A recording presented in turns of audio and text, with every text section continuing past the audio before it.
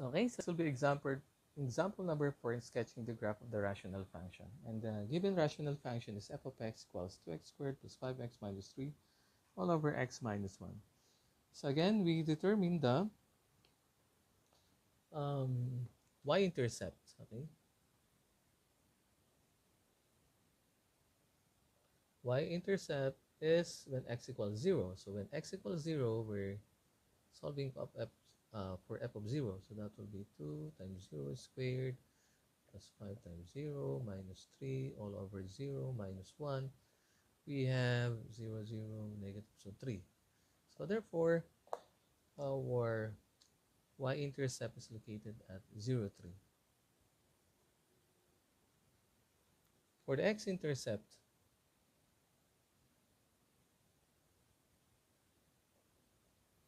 we let y equal 0, so f of x equals 0. So therefore, when f of x equals 0, magiging 2x squared na lang plus 5x minus 3 equals 0. Okay? Or n of x equals 0. Okay? Baka malito kayo. So, kapag y equals 0, makakancel na yung x minus 1, mag-multiply to 0, magiging 0 na lang. So, para makuha si x-intercept, we let n of x equals 0. n of x is the numerator. So, 2x squared plus 5x minus 3 equals 0.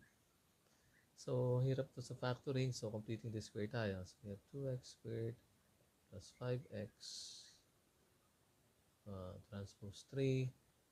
We have divide all of the terms by 2. So, we have x squared plus 5 over 2x equals 3 over 2.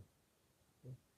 And then we divide 5 over 2 by 2. So, that will be 5 over 4. Square of 5 over 4 is 25. So, that will be 5 over 4 squared.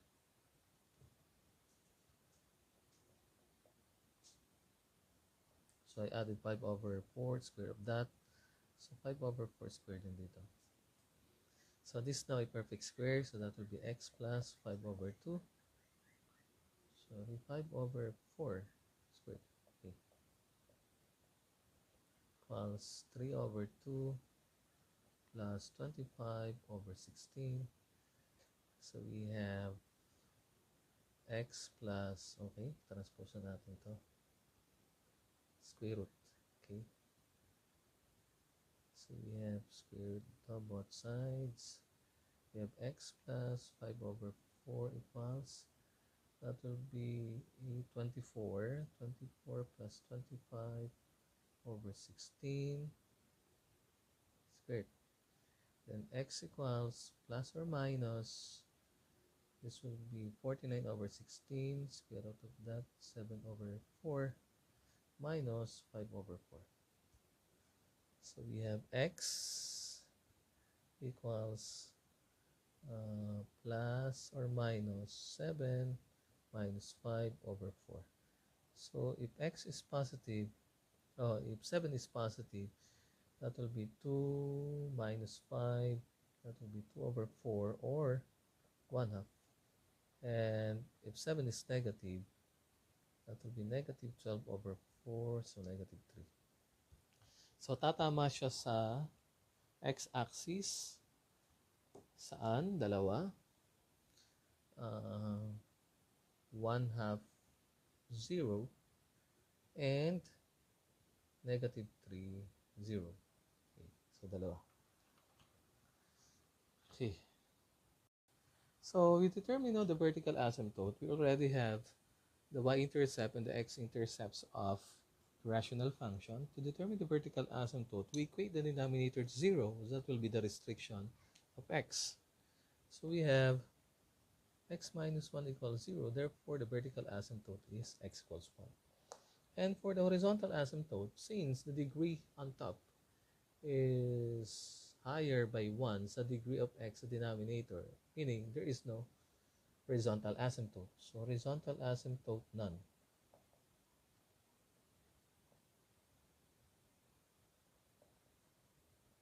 None. Okay?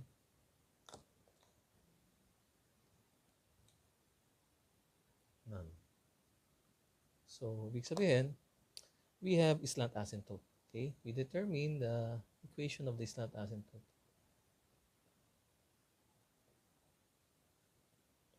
Okay, paano nga ba makukuha ang slant asymptote? We're going to divide 2x squared plus 5x minus 3 by x minus 1 using the long method of division. So you have, or you can use synthetic division. But I prefer to use the long hand method of division. So we have 2x squared divided by x is 2x. 2x times x is 2x squared. 2x times negative 1 is negative 2x. Then we subtract, that will be 7x minus 3 plus 7. 7x minus 7. We have 4. So we disregard the remainder. So therefore, the slant asymptote is 2x plus 7. Okay. Horizontal. This is horizontal. Horizontal. Pagod na si sir. Horizontal asymptote. So, nan ang horizontal asymptote. The vertical asymptote is vertical asymptote is x equals 1.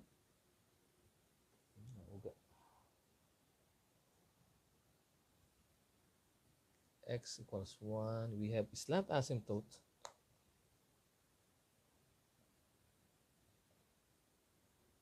Uh-huh. 2x y equals 2x plus 7. Okay, so sorry. Should be y equals 2x plus 7. So we add points for us to easily graph or sketch the graph of the given rational function. So we solve for y if x has the following, or have the following values, negative 4, negative 2, 0.5, 1.53. Okay. So, but before that, i-plot muna natin yung y-intercept, tsaka x-intercept, and then the equation of the vertical and slant asymptotes. Okay. So, we have 0, 3. So, naan dito.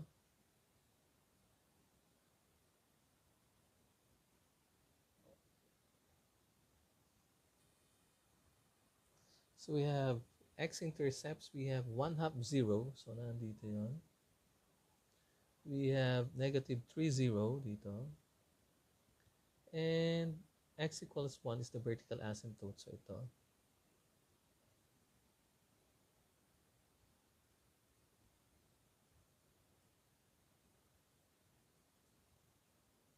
Okay.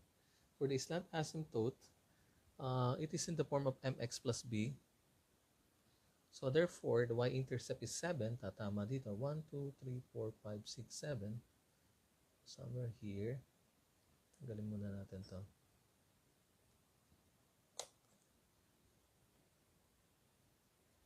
And then, ang slope niya ay 2. Okay? Ibig sabihin ng 2 na slope, rise to 1 run. Okay? So, starting from the y-intercept, we're going to count 2 units upward. 1, 2, then 1 run. So, ito. So, sabihin na, ito yung ating line. Okay, teka. Tatama doon sa 3.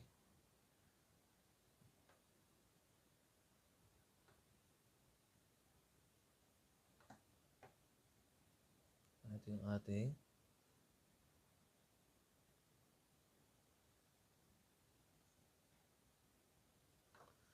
so, yan yung ating slant asymptote. Y equals 2x plus 7. Okay? So, ito yung ating x equals 1. So, kunin natin, ilagay natin yung, kunin natin additional points. We have negative 4.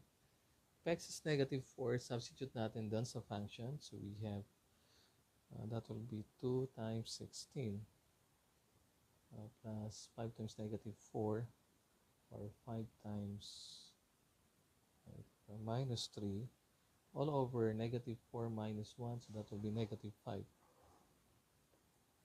Our answer is negative 1.8. So, negative 1.8. So, negative 4, negative 1.8. So, somewhere here. So, if x is negative 2, so ito. Lagay natin doon. So, that will be 2 times 4 na yun. Plus 5 times negative 2. Minus 3 all over negative 3. Okay? Negative 2 minus 1. Answer is 5/3. So, 5/3 is 1.67. So, negative 2, 1.67. Somewhere here. So, ito. And then, 0.5. So, maglagay pa tayo. So, let's say x equals negative 0.5. So, we have 2 times 0.5 squared. 0.5 times 0.5 minus 3 over negative 1.5. That is 3.33. Okay. So, ibig sabihin, negative 0.5, 3.33. Pataas dito. So, ito ay, okay, show natin ito.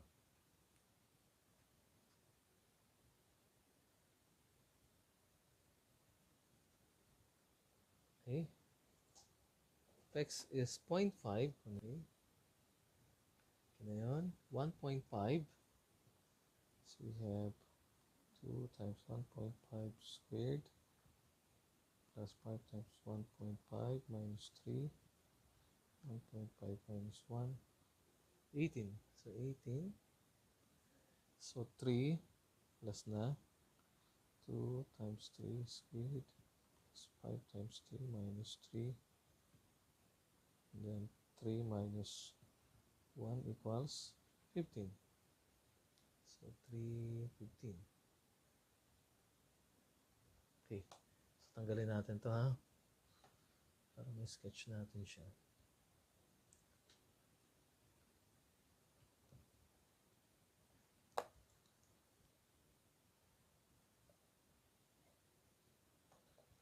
Extend natin yung ating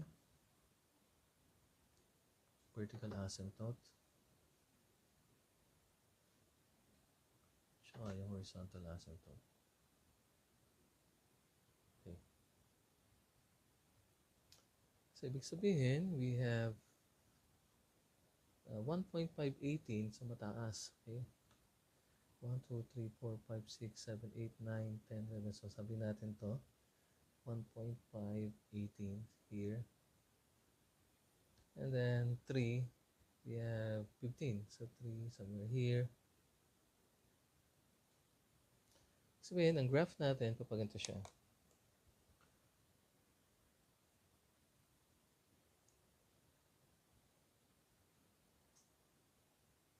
Oops, sama.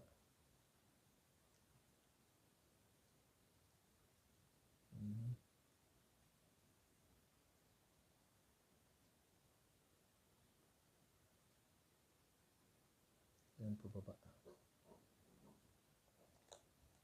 Pababa na siya dito.